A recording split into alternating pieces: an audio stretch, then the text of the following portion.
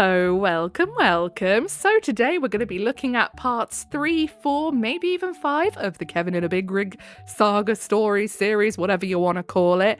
So if that sounds like something you'd be interested in listening to today, then please do stick around and enjoy. And don't forget to like and subscribe, please. Thank you. My ears are like burning today, and I actually dyed my hair today.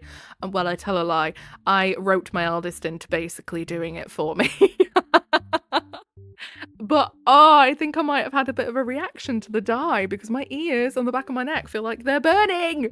It's driving me wild. Anyway, I will try and stay on top form regardless. So, of course, this series was posted by Strong Bad Jr. They will be linked in the description and chapters and all the good stuff. But yeah, this one's called Kevin in a Big Rig Part 3. We just have the simple title of Frozen. Hey everyone, thanks again to everyone for the upvotes, support and encouragement you have shown me with the first 2 installments of the Kevin in a Big Rig series. When I first decided to share these stories here on Reddit, I would never have imagined that an old trucker's tale would be so well received. So many of you have left comments asking for more of these stories, and I'm not one who likes to disappoint. On that note, on to part 3, Frozen. Backstory. This takes place about a month after first Kevin, FK, who we were introduced to, by the way, in yesterday's video, so if you haven't watched that, go back and have a look, and I were first paired up. If you've read part 2 of this series, then you have some ideas of the kinds of Kevin-esque things FK was capable of, and you'd probably be right, but what he did this time resulted in what the absolute worst night's sleep of my entire life, and the closest I ever came to committing legitimate murder. By this point, I already had FK pegged for what he was, an incompetent buffoon who shouldn't be allowed near a soapbox car, let alone an 18-wheeler. But worse, in his obviously demented mind, he thought he was the absolute top dog of the trucking world. This in spite of the dozens of times he would have had to wake me up and get him out of another bad situation.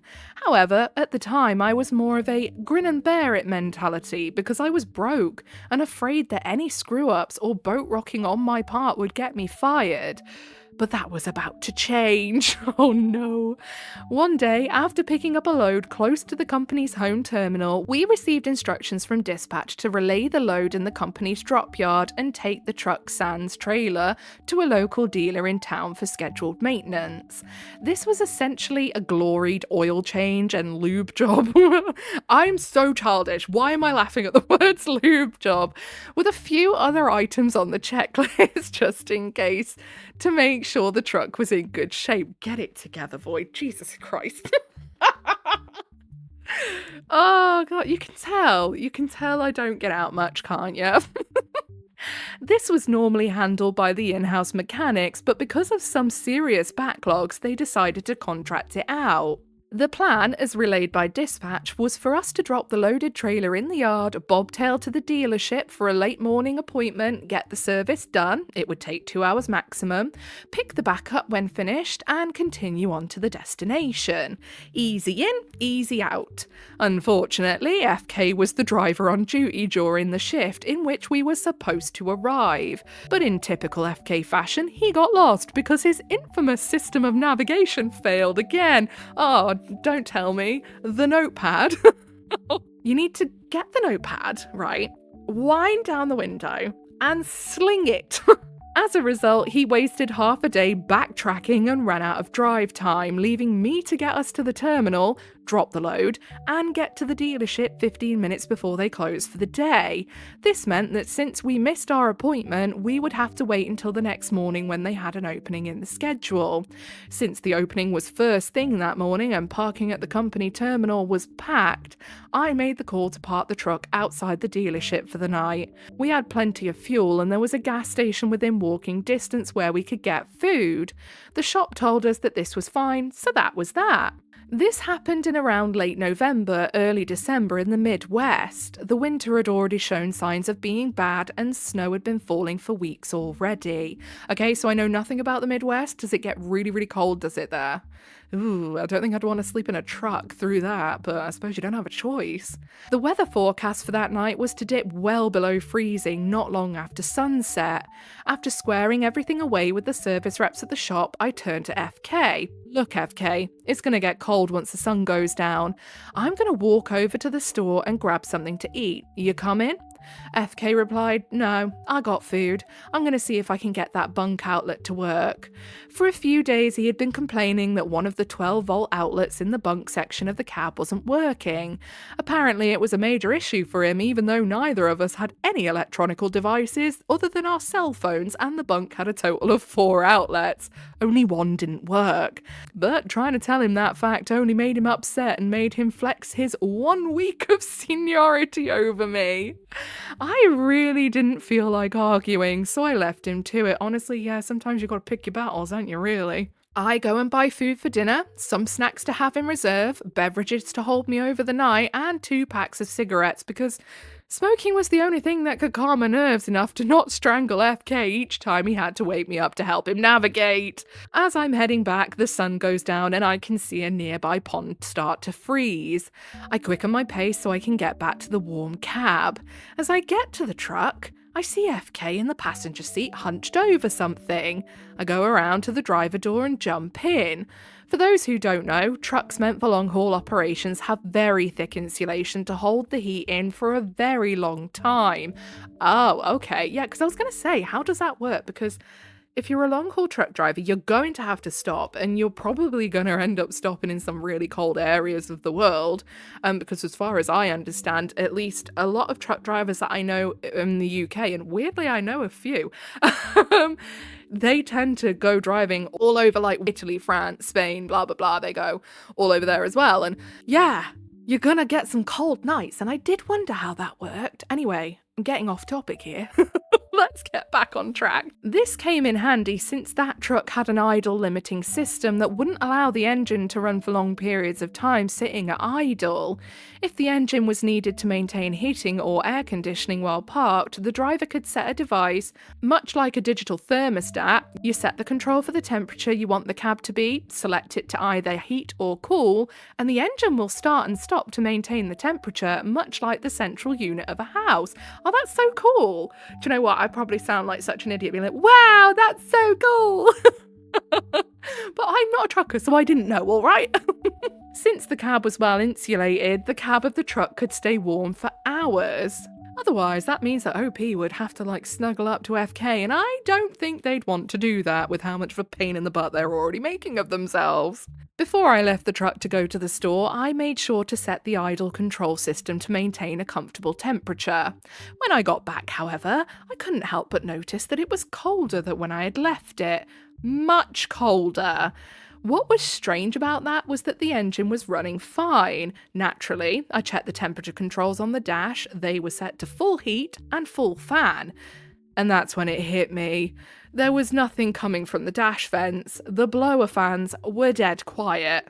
I looked at FK, who, I just noticed, is poking around with the fuse panel that was hidden behind the rear panel of the glove box.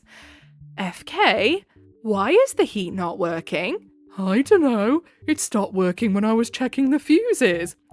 That led me to my second question. Why are you messing with the fuse panel?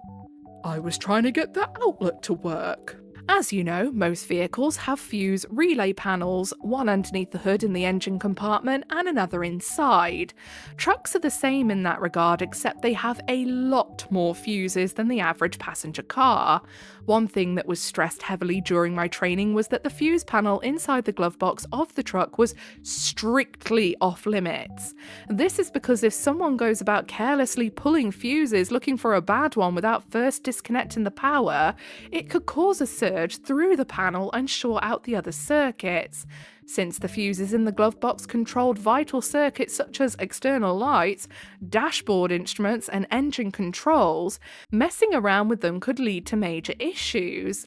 Also, the dash blower motor circuit was also fused in that same panel, and FK had been messing with it. It's hard to remember what I was feeling at the time: anger, hate, panic, homicidal rage, all of the above. Oh, I exclaimed as I jumped into the bunk area. I checked the thermostat, it's showing 58 degrees Fahrenheit, 14.4 C. Hey, 14.4 C is a summer day here, alright? I say that's not too bad. When it was set to 73 Fahrenheit, 22 Celsius. I checked the vents in the bunk heat controls and turned them full heat and full fan, but sadly, nothing. We were in a truck with no heat and near freezing conditions. To make matters worse, the shop at which we were parked was already closed. We were in trouble. Sounds like you might have to spoon FK. I'm so sorry, OP. Also, I'm interested now. Do these trucks have 2 beds? Because obviously, up until now, they've been kind of like one sleeps, one drives. But like, what happens if there is a breakdown? Is there 2 bunks in the cabin? Like, would one fit? Because I've seen those trucks, they're friggin' huge. Would you fit 2 beds? I don't know. I'm intrigued. Am I gonna look it up though? Nah. I grab the truck's computer and send an urgent message to dispatch, telling them that our heater isn't working and the temperature outside is dropping fast. FK is still mumbling about the outlet. Will you forget about that goddamn outlet? We have no heat. Don't you understand that?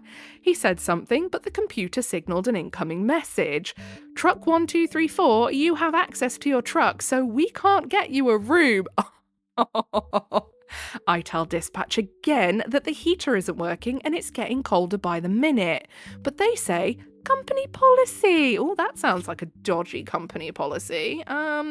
Yeah, no. If your workers ring you up saying the truck is broken, we may freeze to death, get them a flipping hotel, my God. Meant we had to stay in the truck. We were screwed. I turn to FK and say, close that glove box and don't even think about opening it again. At this point, even he realised he'd screwed up royally. Oh, really? How did he guess? We were stuck in a cold truck for the night, neither of us has enough money to afford a hotel room, and, short of starting a bonfire inside the truck, we were in for a cold, cold night. I quickly eat my dinner and stow my food away. I then dig through all the clothes I had with me, looking for every stitch of warm clothing I had and layered up as best I could. I ended up wearing a 2 long-sleeve t-shirts, a pullover hoodie, and Carhartt jacket with 2 pairs of jeans, 2 pairs of socks, heavy-duty work boots, and 2 pairs of jersey work gloves with a fleece blanket for cover. The entire night, I don't think I slept for 2 consecutive hours. Despite wearing what I felt like a week's worth of clothes all at once, the cold air still permeated through. I stayed curled in the fetal position for the entire night, shivering so hard that I could feel the entire truck shake. Each time, my violent shivering or chattering teeth brought me out of sleep. I would look at the thermostat control. By midnight, the temperature was well below freezing and, with high winds that had come up, the truck was only getting colder.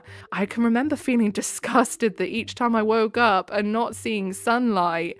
At one point, I honestly believed that I wouldn't survive the night due to hypothermia. Oh, do you know what? This is nowhere near the same, but this is giving me flashbacks of a few years ago. It was before my youngest was born, so actually it's more than a few years ago. It's a good few years ago now.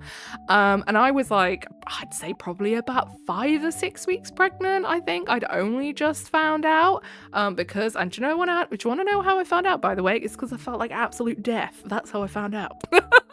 But anyway, I just moved into a new house and something had gone wrong with the gas meter. So basically on houses in the UK, I don't know how it works anywhere else, but we have like a gas meter and it feeds the gas in. And for some of them, you have to have somebody actually physically come to the house and turn the friggin' thing on because it's like cut off when someone leaves, obviously for safety reasons, then it has to be turned on when you move in.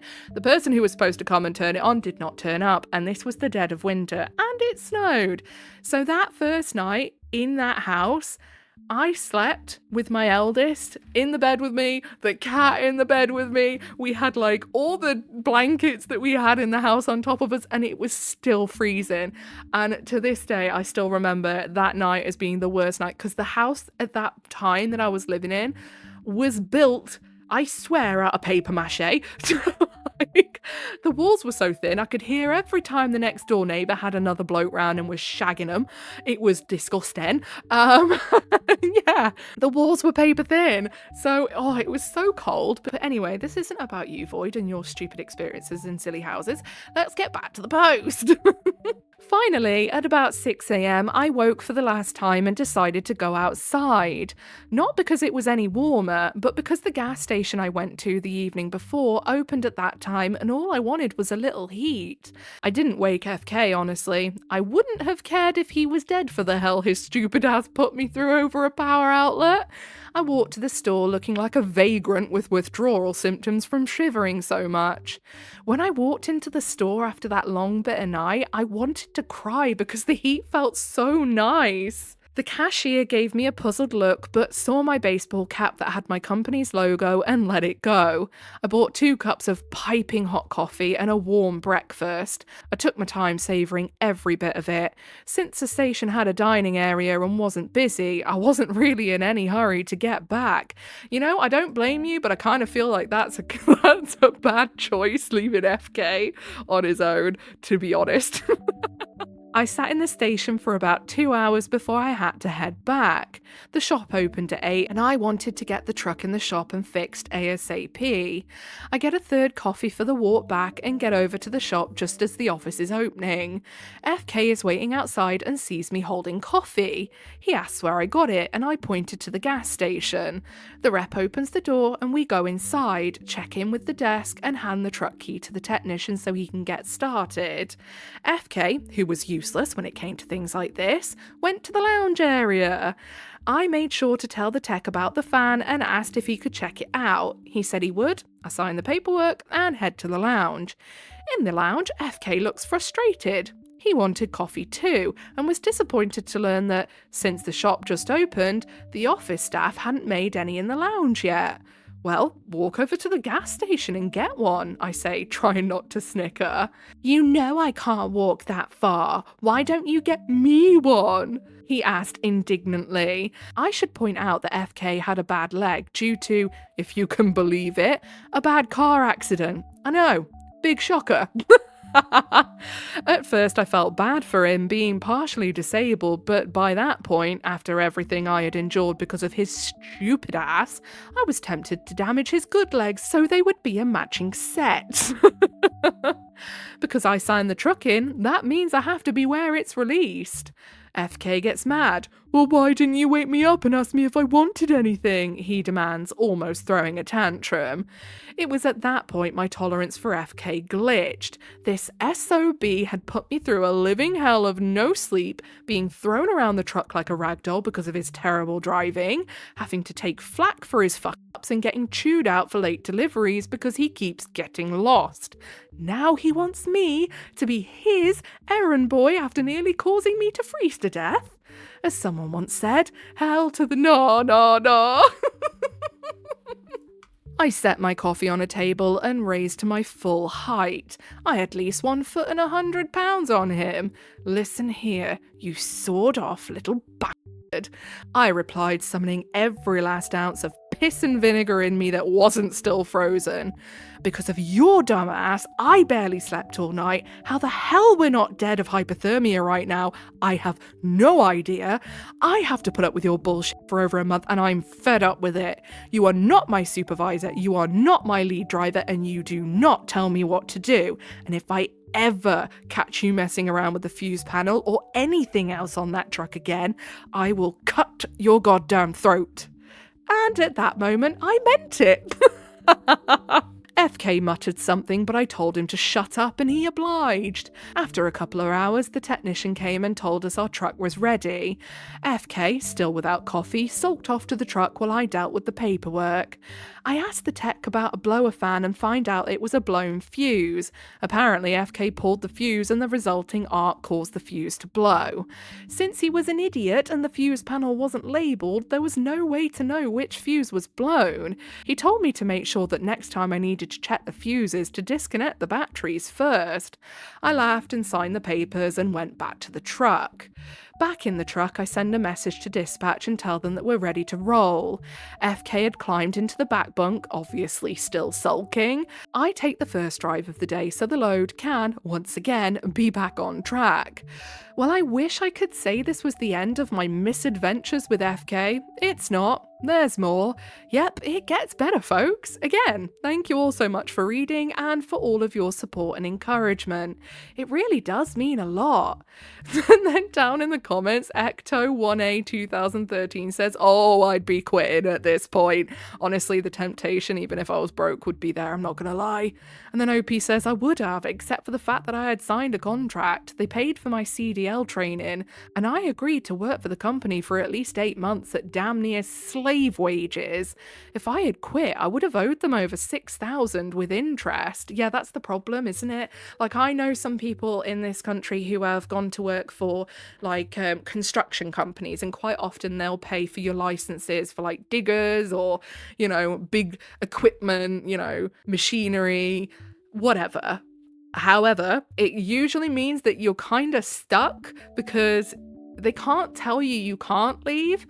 But if you do, you owe them that money for paying for the licenses for you, essentially, until after a certain point. So yeah, I can totally understand why the OP wouldn't really want to have to be stuck with that kind of money, to be fair. That is a lot of cash, but oh my goodness. I think I would have been ready to beat him over the head with that control panel, I'm not gonna lie. Control panel? Fuse panel? Like, that's horrible. Like, because every one of us has probably had a day or an evening where you've been stuck in the cold, like really, really cold. And it's honestly one of the worst feelings ever, especially if it's overnight and especially if it interrupts your sleep. Oh my goodness. Like, I don't know if when you work for companies like this, if you can like literally just contact them and be like, look, this fool is absolutely incompetent. You need to find me another co-driver because this is going to end badly for us all. It's going to cost you guys money and it's going to cost me sanity. Let's get it together, shall we? I don't know if that's an option in this sort of scenario. I imagine though if it was that the OP would have taken that option, so probably not, unfortunately. But yeah, oh my goodness, how frustrating. Anyway, I think that's where we're going to leave it for today. I was hoping to do more than one, so we may not get the Kevin in a Big Rig saga completed this week. I'm hoping we do, but we may not. I have an inkling we might not. I will try. Anyway, if you made it all the way to the end with me, then I appreciate you very, very much. If you give a little like, subscribe, notifications on, then you will not miss the rest of the Kevin in a Big Rig saga, and it does mean that you are initiated into the Coven of Void, so welcome! Don't forget to leave a comment for Big L. I don't know, tell me about your story when you got stuck in the cold and it was so gross, and then you got to the nice warm afterwards and it was all well again. Yeah, whatever it is you're doing for the day, I hope you have a really good rest of the day in the warm. Goodbye!